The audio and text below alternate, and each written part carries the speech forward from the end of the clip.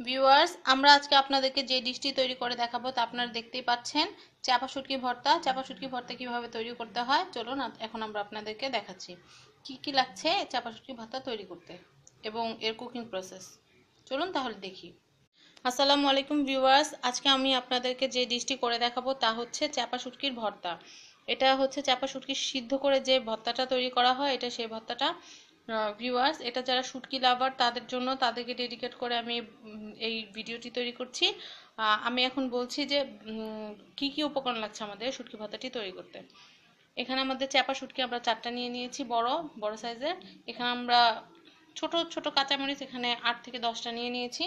আপনারা চাইলে কম দিতে পারেন, যদি কাঁচামরিচের ঝাল বেশি থাকে তাহলে কম দিবেন, আর যদি ঝালটা যদি বেশি থাকে তাহলে কম দিবেন, আর যদি ঝাল কম থাকে তাহলে বেশি কাঁচামরিচ নিতে পারেন। আমি এখানে দেশি পেঁয়াজ সেটা আমি 5টার মতো কেটে নিয়েছি। ভিউয়ার্স, দেশি পেঁয়াজ যখন নতুন উঠে তখন আপনারা একটু বেশি দিবেন, আর যদি আপনাদের দেশি পেঁয়াজটা যদি এরকম সংরক্ষণ করা যেমন আগের থাকে তাহলে কম দিলেও হবে।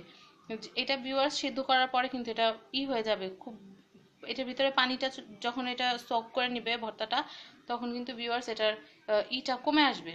এর জন্য ভিউয়ার্স আমি একটু বেশি নিয়েছি। এখানে হাফ টি স্পুনের মতো এখানে আছে লবণ।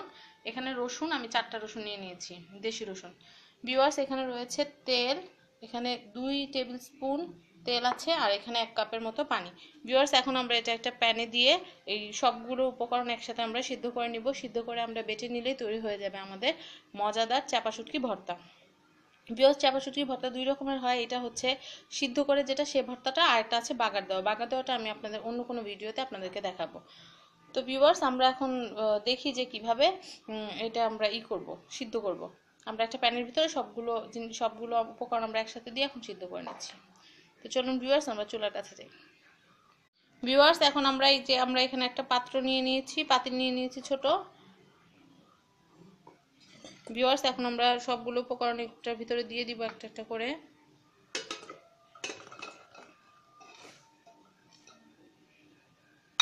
দিয়ে দিয়েছি আমাদের তেলটা, আমরা দিয়ে দিচ্ছি। তেল আমরা পুরোটা দিব না, তেল আমরা অর্ধেকটা দিয়ে দিব, অল্প একটু রাখলাম, অর্ধেকের বেশি দিয়ে দিলাম।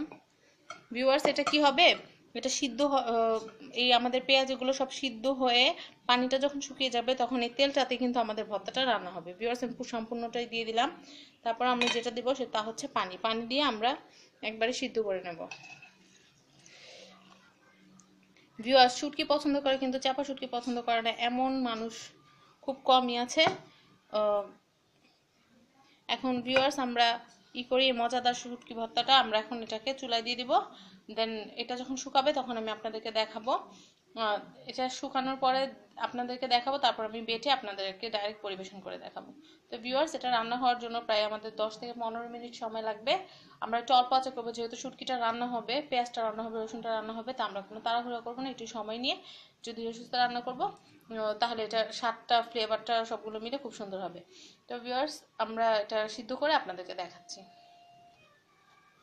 ভিউয়ার্স, আমাদের যে ভর্তাটা আমাদের এরকম যখন শুকিয়ে গেছে তখন আমরা এরকম নামিয়ে নিয়েছি। এখন আমরা এটা বেটে আপনাদেরকে পরিবেশন করে দেখাচ্ছি।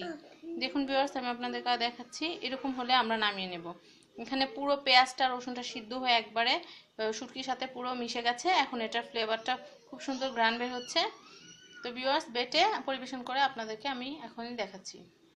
ভিউয়ার্স, আমরা যে শুটকি তারপর পেঁয়াজ রসুন আমরা সিদ্ধ করে নিয়েছিলাম, আমরা ওইটাকে বেটে নিয়েছি। আমরা বাটার পরে আমাদের শুটকি ভর্তা তৈরি হয়ে গিয়েছে। এই তো আমাদের মজার চাপা শুটকি ভর্তার রেসিপি। আমার এই রেসিপিটি এবং কুকিং প্রসেসটি যদি আপনাদের ভালো লাগে তাহলে প্লিজ অবশ্যই লাইক দিবেন, শেয়ার করবেন এবং অবশ্যই সাবস্ক্রাইব করবেন আমার চ্যানেল ফ্যামিলি অ্যান্ড ফ্রেন্ডস। ধন্যবাদ সবাইকে আমার ভিডিওটি দেখার জন্য। টাটা, আল্লাহ হাফেজ।